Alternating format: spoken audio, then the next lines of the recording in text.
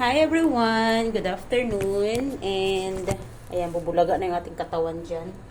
Na sobra nating katabaan. So, kapag-rest na ako ng konti, galing akong trabaho.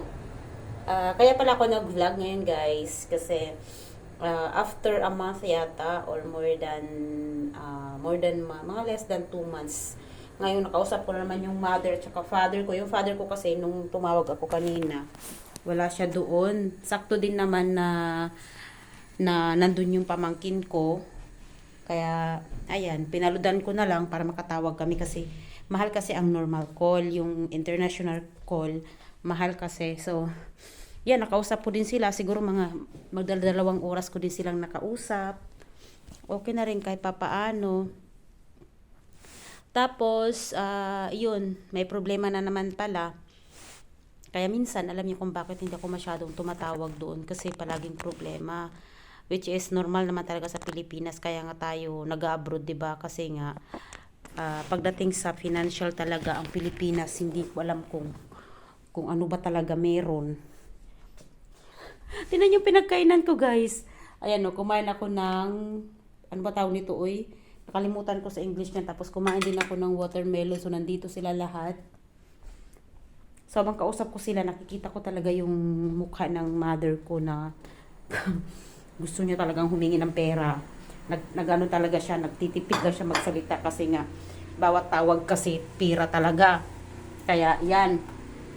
Pero naintindihan ko naman yun kasi nga, alam talaga natin pag sa Pilipinas talaga, kaya nga nag-abroad tayo mga Pilipina kasi nga dahil nga sa pagdating sa Pilipinas ang pera, ganun talaga siya. Kailangan na kailangan. Ngayon, so, yung pamangkin ko na pinakabunso sa lahat, na anak ng bunso naming kapatid, may sakit, nagtatai daw. Kasi pumunta sila, meron kasing libing, tapos pag may libing kasi naghahanda, diba? So, pumunta sila doon, nakikain. Siguro, na yung sikmuraya, yung tiyan niya. Pero, okay naman siya sa ngayon. Na naman, nakikita namin medyo okay na siya pero sinasabi pa rin niya na masakit pa daw yung tiyan niya. So, kailangan dapat ipapunta sa ospital para maresitahan ba ng gamot. So, kitang-kita mo talaga yung mukha ng mother ko na nag-alala palagi sa mga apo niya. Yung, alam mo yun, yung alam mo na walang-wala. Tapos, yung mga apo mo na tawag niyan, yung apo mo na may sakit. Tapos, yung dalaga naman papasok sa eskwela, magka-college, 500 pesos lang ang baon, 'di ba? Alam mo 'yun? Kaya yung mother ko talaga na siya yung nandoon kasi nga yung mga magulang noon naghahanap buhay. Yung bunso na may sakit na tiyan, yung father niya pumuntang Maynila kasi nga maghahanap buhay. Pero yung mother noon may trabaho, nagpadala naman daw. Kaso nga lang, kulang pa rin kasi nga sa Peja kasi siya dadalhin. Ayaw na ipunta doon sa government hospital kasi nga mahaba-haba ang doon ng tayan. So, ipa-private na siya doon sa hospital din ng isang pamangkin ko na pag may sakit doon talaga siya tinatakbo talaga. Doon siya dapat. Siyempre, hindi lang naman 1,000 ang check-up. Kailangan talaga ng Tapos magkano na lang ang 1,000 ngayon sa Pilipinas? Hindi ko alam kasi nga bumili daw sila ng isang saging, 10 piso. Isang pirasong saging 10 piso. Ganun na talaga hirap ang Pilipinas siguro, no? Kaya ako na-hurt na naman ako. Sa nangyayari ba doon sa amin. Kaya yun, namumroblema na naman ako ngayon, guys. Try kong humingi ulit sa asawa ko kung may bibigay siya, magpapadala ako. Kaso wala problema, yung ginagamit ko na remittance ko, nasa phone ko. Kasi pag nagpapadala ako, meron na talaga akong application dyan sa which is convenience talaga siya. Kasi hindi naman malakihan yung padala eh. Mga 500. Ang pinakamataas na padala ko dyan, nasa nasa $300 lang. Minsan, $1, $100 lang. Ganun lang yung naipapadala ko. Kaya, yan. Nagluluto pala ako guys. Ayun, nagpa-pressure cooker ako ng aming ulam. Kaya parang talaga, hiwang ko ba? mahirap maging mahirap. Talaga sa totoo lang. Sana ano, sana makapaghagilap ako ng maipapadala ko para maipadala ko na. Kasi ang problema ngayon, yung aking application na sinasabi ko na ginagamit ko sa pagpapadala, yun yung ano, yun yung iniisip ko paano ko ayusin ngayon yan kasi Sabado ngayon. Pero nakikita ko naman kanina sa pamangkin ko na yun, medyo okay naman siya. Kaso nga lang, sad lang talaga ako kasi nga, syempre ang mga bata kasi pag may sakit, kahit masakit, inaano talaga nila, parang na-overcome ba nila, inginingiti lang nila, ganun. Ganun sila. Kaya, pero pag tinanong mo, masakit pa rin daw. Wala tayong magagawa. Bata yan. Tapos, pag nagtatai pa naman, medyo mahirap kasi nangayayat talaga siya Kaya, yun nga guys, no, na ngayon ako nag-update ulit ng aking YouTube. Ay, maraming nangyari last week. Kaso nga lang, hindi ko na rin mai-vlog talaga. Sa ano nyo, diba, na-stop na rin ako sa pag-vlog. Kasi may trabaho ako, tapos di ako masyado nakapag-filming kasi ang Sabado ko may pasok ako. Kaya yan, wala na akong time kasi pagod na rin yung katawan ko.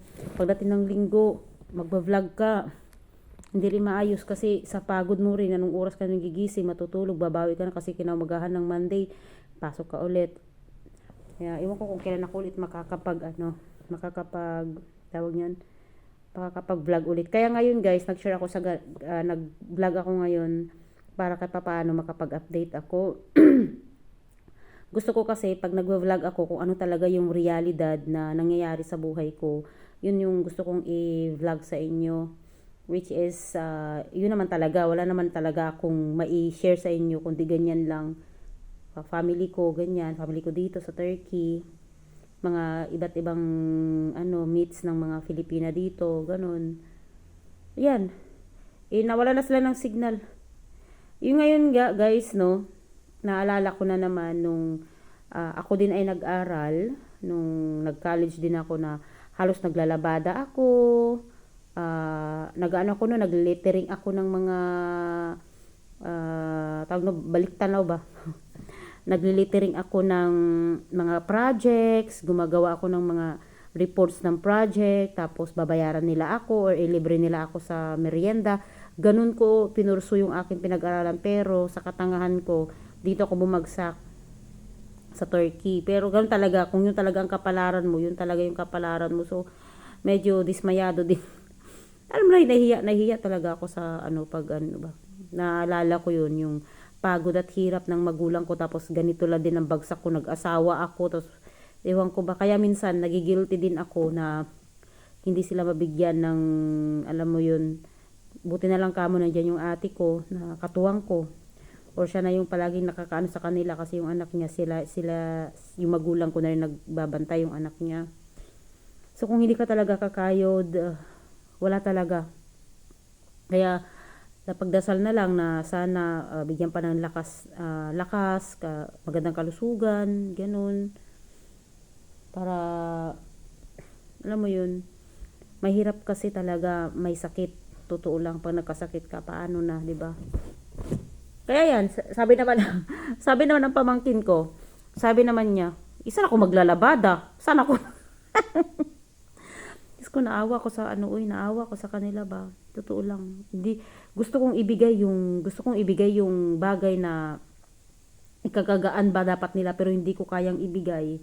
Limitado sobra. Nagtatrabaho naman ako dito, pero yun nga, limitado din yung sahod. Kaya hindi ko din alam. Siyempre, pag may asawa ka, mahirap din kasi talaga Kaya magwaldas-waldas ba. Tipid-tipid din pag may time. Ay, naku, Lord ko. So, ayan lang siya guys, no? Nag-update lang ako ng konti sa inyo. Parating na rin yung asawa ko kasi nasira yung blower, yung hair blower ko, kaya pinaayos niya. Isabi ko, bumili na ng bago kaysa paayos ka ng paayos. Kaya yan, pag may time, pag magsahod na ako, bibili na talaga ako ng blower. Mayroon ako nakitang blower sa isang online, sa Trendyol, sa isang online na, yun talaga, gusto ko yung blower na yun kasi nakita ko na siya in actual doon sa pinagtrabaho ko. Maganda yung niya, na-try ko na rin sa hair ko yun. So maganda siya. Mura lang siya guys. mura lang talaga siya. Kaso nga lang, ang problema, yung kulay na gusto ko, tumaas yung presyo. Kaya sabi ko, patay, wala na naman. Medyo bumaba lang yung presyo niya, tapos ngayon tumaas na. Siguro natapos na yung kanyang sale, yung date ba ng sale nila. Kaya yun, hindi naman siya masyadong mahal. Mura lang, oy. Nasa 3 digits lang. Yun lang, 3 digits lang siya. Mga nasa 500 plus yata. Oo, mga 500 plus. Turkish lira. So, yun siya guys. Pauwi na rin siya. Tapos mamaya magluluto na rin ako nung oras na alam mo nung oras na ba? 4:15. Oo, 4:15 na. So, yung binan ko nandun natutulog. Awa ng Diyos, okay naman siya. Nga pala guys, no? Last week, nagkasakit kaming tatlo. Yun, hindi ko na i-vlog yun. Kasi magbo-vlog dapat ako, hindi ko na i-vlog. Nung nakaraang linggo, nagkasakit kami lahat. Ay, na-vlog ko pala. Nung hawa-hawaan kami, oo nga pala. Pero ganito lang din yun. Salita-lita lang din yun na vlog. So, ako okay na ako. Bumili ako sa trabaho. Yung biyanan ko, ayan, inuubo-ubo-ubo pa rin siya. Isang pasaway. And, yung asawa ko okay na rin. Siya na lang talaga yung na mayroon pa. Kaya kailangan niya magpa-inject ng para sa anti sakit, ano tawag doon, para hindi ka magkasagnat, hindi ka magkasakit, basta mga ganun. Parang hindi naman siya vitamin C. Parang pang immune system ba? Yun yung ipapa-inject sa kanya. So anyway, yun na yung aking vlog sa ngayon, guys. Pasensya na po talaga kayo. Medyo hindi ako masyadong nakakapag-vlog talaga, pero mag-update pa rin para kahit papaano continuous. Yung birthday vlog ko, ayun, hindi ko pa na-edit, nandun pa. Try kong edit mamaya kung ma-edit ko siya. Pero ngayon didiskartehan ko muna, ayusin ko muna yung aking remittance app para makapagpadala ako sa kanila kahit pang allowance lang ng parents ko at allowance ng pamangkin ko at pampa-check up ng isang pamangkin ko din. Yun lang naman. So hindi ko pa rin talaga mapigilan sa sarili ko na hindi sabi ko, mag-ipon-ipon ako kasi may plano akong umuwi sa Pilipinas. Hindi na, ewan ko kung mayroon pa, ewan ko. Pero anyway, yan na nga guys, no? Bahaba-haba na yung aking kwento sa inyo. Maraming salamat. Ingat po tayo palagi. Paalam guys. Thank you.